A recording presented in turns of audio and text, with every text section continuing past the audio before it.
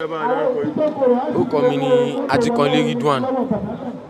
Báwo lè jẹ́ sí olóògbé Musiliu Ajikanle? Mo jẹ́ àkọ́bí olóògbé nínú gbogbo ọmọ tó bí. Kí wá ní ohun tí ẹ lè sọ fún wa gẹ́gẹ́ bí àkọ́bí nípa bàbá yín? Nǹkan tí mo lè sọ nípa bàbá mi tó ṣolóògbé pọ̀. Ó jẹ́ ọlọ́yàyà èèyàn, ó jẹ́ èèyàn tó nífẹ̀ẹ́ èèyàn, kò síbi tó bá jókòó sí.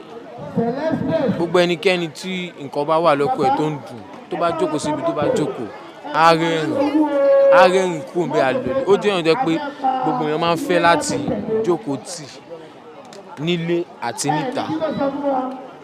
Kí wá ní àwọn ohun bí ẹ̀kọ́ tí ẹ ti kọ́ láti ara gẹ́gẹ́ bí bàbá sí ọmọ tó jẹ́ pé ó máa jẹ́ kí ẹ máa rántí wọn ní gbogbo ìgbà? Nǹkan tí mo kọ́ lára bàbá mi pọ̀ gan, gidi gan, ó pọ̀. Tí bá ní kí n máa kà lọ kí n máa kà bọ́, mo ò ní lè kà tán. Ṣùgbọ́n ó jẹ́ èèyàn tó máa ń sọ nǹkan fún wa wátájọ́ ọmọ yìí pé ká dúró gẹ́gẹ́ bí ọmọ ènìyàn, kí gbogbo nǹkan tá a bá fẹ́ ṣe ní ayé kí a kọ́kọ́ máa fi t'Ọlọ́run síwájú. Èèyàn tó bá dẹ̀ fi t'Ọlọ́run síwájú ní ayé ó ti tán. So ó máa ń fi ìyẹn sí wa ní ọkàn pé Ọlọ́run síwájú. So èèyàn tó bá dẹ̀ ti fi t'Ọlọ́run síwájú tó dẹ̀ ti bọ̀wọ̀ fáwọn àgbà tí àpọ́nlé wà tó ń fáwọn èèyàn ó ti tán. So kí wá ní ọ̀rọ̀ ìkẹyìn fún wọn àti àwọn àbúrò yìí náà, kí ni wọ́n lọ fẹ́ kọ́ ìtẹ́lẹ̀ fún wọn? Lórí ọ̀rọ̀ bàbá wa, ọ̀rọ̀ ìyànjú ọkọ tí màá sọ lórí ọ̀rọ̀ tí wọ́n ní k'Ọlọ́run bá mi tẹ́ wọn sáfẹ́fẹ́ ire, kó bá bu yẹ̀pẹ̀ àìdá kó bá bu kúrò lójú wọn. Lórí èmi àtàwọn àbúrò mi pẹ̀lú ìyàwó àtọ́filẹ̀, a ní kankan ju wípé ká máa ṣe àsàrà fún ìlà fún gbogbo ìgbà t'àdúrà bá yọ láti ṣe ká ṣe fún ní gbogbo ìgbà. Orúkọ mi Ajikanle Ridwan. Orúkọ mi ni Babatunde Amusa tí gbogbo èèyàn mọ̀ ní Babatunde Amúlùdùn aka ọlọ́pàá. Kí lè sọ fún wa báwo ni ìbáṣepọ̀ yín láàrin olóògbé ṣe jẹ́ tẹ̀bí wàá bẹ̀rẹ̀ ní èní yìí?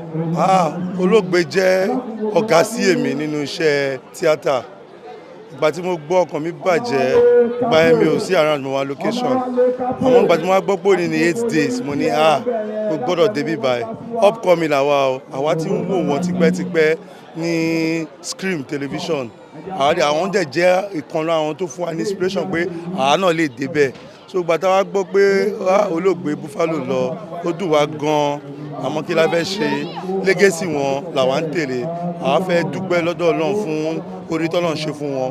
Gbogbo ọmọ àti ìyàwó t'Ọlọ́run filẹ̀ fún wọn, t'Ọlọ́run fi wọ́n lẹ̀ fún, kí Ọlọ́run má bà wọ́n jẹ́, kí àárín wọn má bàjẹ́, k'Ọlọ́run bá wa ṣe kíni, k'Ọlọ́run bá wa tọ́jú wọn. Ibi táwọn lè tọ́jú wọn dé, k'Ọlọ́run bá wa gbé wọn jù bẹ́ẹ̀ lọ. Ibi táwọn gan ò lè dé, káwọn ọmọ wọn jù bẹ́ẹ̀ lọ. So ọ̀rọ̀ kẹyìn fún wọn? Ọ̀rọ̀ kẹyìn fún wọn ni pé k'Ọlọ́run bá wa tẹ́ wọn sáfẹ́fẹ́ rere, k'Ọlọ́run pa gbogbo àṣìṣe wọn rẹ́, k'Ọlọ́run dáríjì wọn, k'Ọlọ́run bá wa fi wọ́n sí àlùjọ́nà Firdaus. Mùsùlùmí ni wọ́n, kò dẹ̀ sí nǹkan tí wọ́n lè lò láyé ju pé kí wọ́n kú bí mùsùlùmí. Wọ́n ti kú bí mùsùlùmí, a bá wọn dúpẹ́ náà.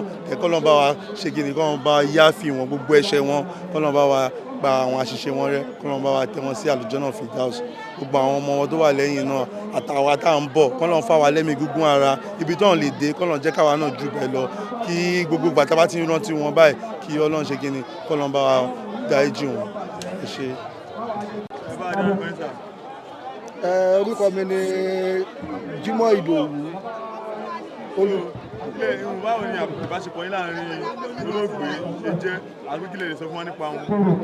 Nǹkan tí mo lè sọ díẹ̀ nípa ọ̀rọ̀ Ajikanle, nítorí pé Ajikanle jẹ́ ẹni tó yẹ pé ó nice, ọ̀rẹ́ gidigidi lèmi pẹ̀lú ẹ̀, gidigidi. Wo pé torí pé àwọn jù mí lọ pé káwọn má bá mi ṣe ọ̀rẹ́, àtijọ́ ń gbà bọ̀ pípẹ́. Torí mo wo ìgbà tí mo ya fíìmù mi ní 2011, aṣọ ìyá àgbà, mo mọ àwọn náà ló play lead role rẹ̀. Wọ́n kópa gidi tó yẹ pé ikú ẹ̀ ó jẹ́ nǹkan tó yẹ pé ó bà mí nínú jẹ́. K'Ọlọ́run bá tẹ́ sí afẹ́fẹ́ rere. Àwa nífẹ̀ẹ́ bẹ̀, Ọlọ́run nífẹ̀ẹ́ jù wá lọ. Àwọn ọmọ tó fi sílẹ̀ náà, kí Ọlọ́run bá dúró tì wọ́n. Mi nìkan tí mo lè sọ jù báyìí lọ. Kí wá ní ọ̀rọ̀ ìyànjú fún àwọn ọmọ wọn tó fi sílẹ̀?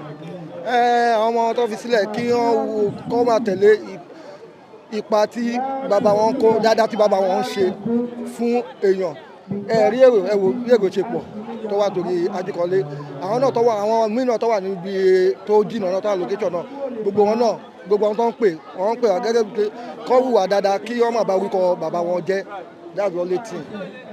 so kí wàá ní ọ̀rọ̀ kan yín fún olóògbé fúnra rẹ̀ báyìí. ọ̀rọ̀ kan yìí pé kí kọ́lọ́ba tẹ̀sí afẹ́fẹ́ rẹ̀ kọ́lọ́ba pa àṣìṣe rẹ̀ àwọn àtàkù náà kọ́lọ́ba pa wá nísìnyí olùsọ́jú bẹ́ẹ̀ lọ.